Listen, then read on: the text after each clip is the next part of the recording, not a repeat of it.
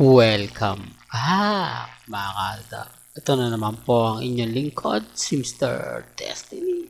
At siyempre, magbibigay na naman po tayo ng pinakamainit na update po ngayon sa social media. Siyempre, si Richard Polkerson po at si Mengay naman lagi ang topic natin. Tapos na nga po ang taping nila sa Hong Kong. 4 days at 4 night lang ang inaabot. Dahil may gagawin nga po si Richard Polkerson sa GMA Network. Ito na nga po yung promotion ng Pulang Araw. Po ba? Siyempre pagkatapos niyan ng mga commitment ni Richard Polkerson, doon lang po uli magsisimula ang shooting. Hindi pa naman po naipalalabas, wala pa po mga kumbaga yung trailer talaga naman pong bumabaha na ng kumbaga komento ang mga netizen, nakaabang-abang na, di po ba? Tapos naglabas pa si Jorus ng kumbaga kung kailan nga po ipalalabas. Ito nga po November 15. Kaya talagang kumbaga napupush na, biruin nyo, napakatagal pa ng November 13. Pero marami na nagsasabi, marami na nagko-komento na kikita yan, aabangan yan. Siyempre kikita po talaga yan. Remind ko lang po sa inyo, ako hindi ko namang sinasabing hindi kikita ang pelikula ni Richard Polkerson at ni Catherine. Kasi si Alden po talaga yung tipo ng artista na napakasipag po. Sa kanya mo talaga makikita yung kumbaga husay ng isang artista na talagang pagtrabaho, trabaho talaga. Di po ba? Yan ang isa sa lagi kong pinapaliwanag at lagi kong sinasabi.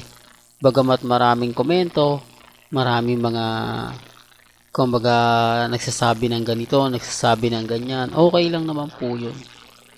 Normal lang po yun. Kasi si Alden di talaga magsasalita yan dahil meron nga po siyang napakarami nga po talaga niyang project ngayon, sunod-sunod. Yung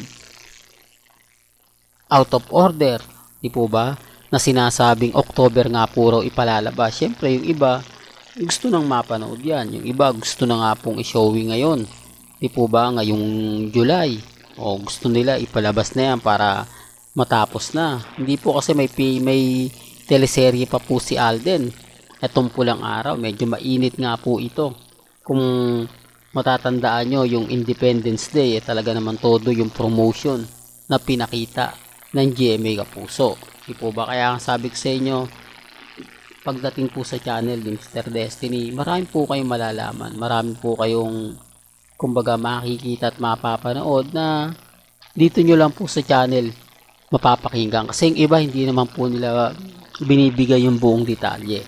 Hindi naman po nila kumbaga tinitignan. Hindi po katulad natin, updated na updated tayo. Kaya nga po ako nagtataka sa mga nagsasabi na kumbaga wala na, fake news lang daw ako, lahat daw ng mga binabalita ko hindi totoo. Galit lang po sila kasi tayo kumbaga normal na lang, di po ba?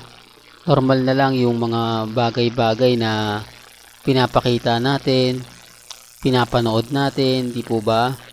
Tapos sasabihin nila lahat daw po ng mga pinapaliwanag ni Mr. Destiny hindi raw totoo. Di po ba? Puro paasa lang daw tayo.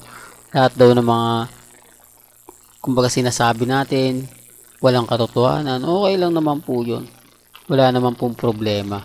Basta ang importante lang naman po kasi sa akin mga kaaldab, makapagbigay ako ng mga update sa mga mamis at sa mga titas. Di po ba? Marami tuloy nambabas kay Mr. Destiny, di po ba? Kasi hindi po nila tanggap na buhay pa rin po tayo. Di po ba? Gaya nga po ngayon, malapit na naman po ang July 4. Di po ba? Siyempre, babasagin tayo niyan. Yun naman po yung papel ng mga Armin at main fanatics at yung mga Alden fanatics na may hidden agenda kay Richard Polkerson. At yung mga galit na magsama muli yung Aldab. Kaya ang sabi ko, bakit hindi pa po gumawa ng isang pelikula? Di po ba para magkaalaman na? Well, may kanya-kanya tayong opinion ha. Hanggang dito na lang po ang ating latest updates. Kaya kung gusto niyo pa po ng pinaka-latest at sariwang update, abay tumutok lang po kayo dito po sa channel ni Mr. Destiny para updated po kayo sa mga latest at sa mga bagong video po na ilalabas po natin maya maya lang. Hanggang sa muli, salamat po sa panonood at pakikinig.